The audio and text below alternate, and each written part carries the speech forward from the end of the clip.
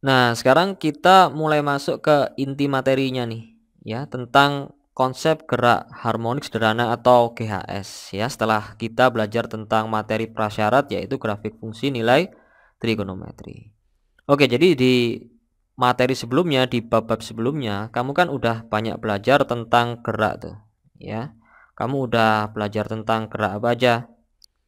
Gerak lurus, ya kan? Ada apa aja nih? Gerak lurus beraturan dan juga gerak lurus berubah beraturan, ya kan? Kemudian kamu udah belajar juga tentang gerak melingkar, ya. Nah, kemudian apalagi? Gerak parabola gitu ya. Gerak parabola. Nah, sekarang kamu belajar tentang ini guys ya. Gerak harmonik sederhana, ya kan? Kalau dilihat di sini, gerak lurus, gerak melingkar, gerak parabola ini kan penamaannya itu kan dari lintasannya nih, ya, dari lintasannya. Kalau gerak lurus kan ya berupa garis lurus gitu kan. Kalau gerak melingkar kan ya berupa lintasan berbentuk lingkaran ya.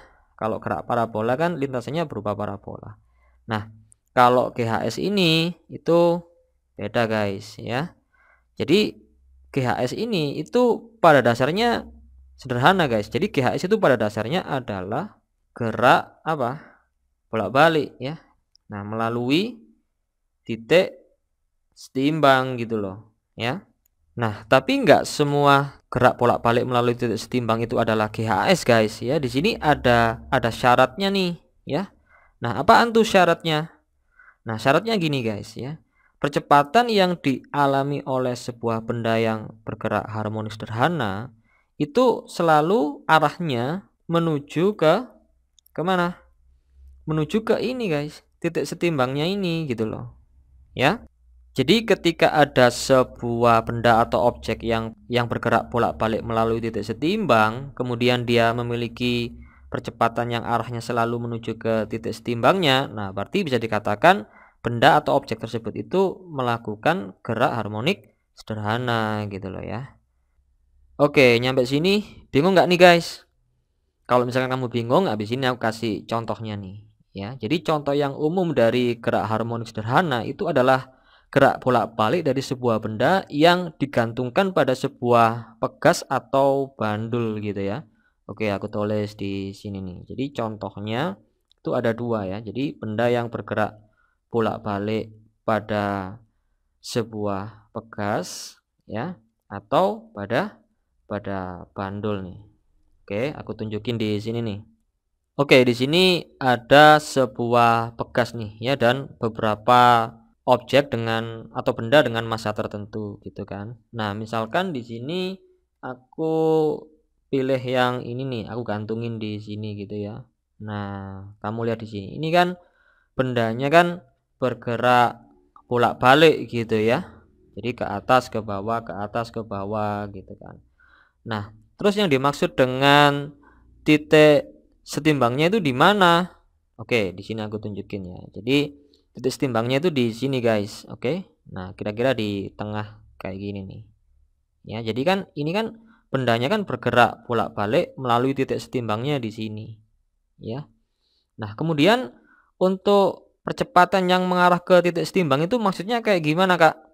Oke, di sini aku tunjukin arah percepatan yang dialami oleh benda ini ya. Nah, kayak gini nih guys. Nah, yang warna kuning ini arah percepatannya. Oke, biar lebih enak aku pelanin deh. Ini biar nggak terlalu cepet kayak gini ya. Aku slow motion kayak gini. Nah, kayak gini. Jadi ini kan arahnya kan selalu ke titik setimbangnya di sini. Nah, pas ke atas kan percepatannya ke bawah. Nah, kemudian pas ke bawah percepatannya arahnya ke atas gitu loh, ya. Nah, kemudian ini kan panjangnya kan berubah nih, ya. Panjang dari vektor percepatannya ini kan berubah. Nah, artinya besarnya itu berubah-ubah guys, alias nggak konstan gitu loh percepatannya. Ya, itu nanti kita bahas lebih dalam di materi yang berikutnya ya. Di sini aku cuma mau nunjukin arah dari percepatannya aja. Oke. Nah, ini untuk contoh yang pegas. Itu contoh yang pertama. Oke, kita kembali lagi ke whiteboard dulu ya.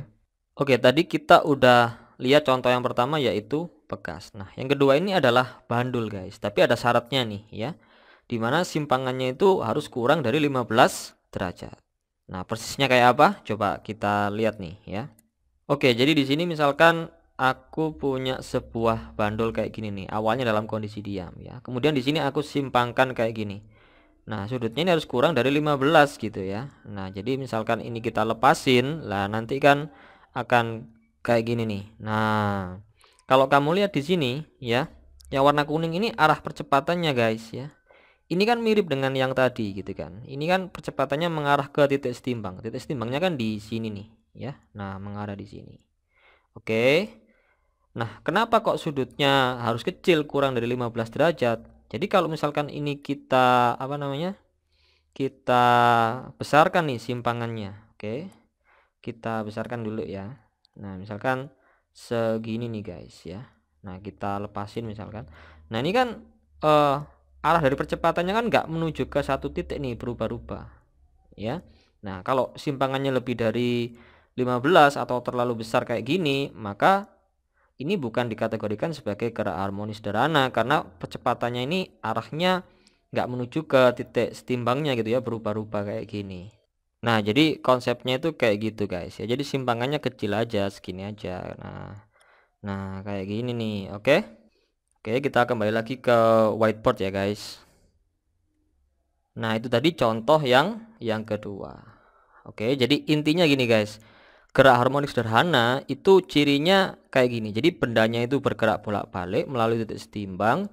Nah, kemudian percepatannya itu menuju ke titik setimbang.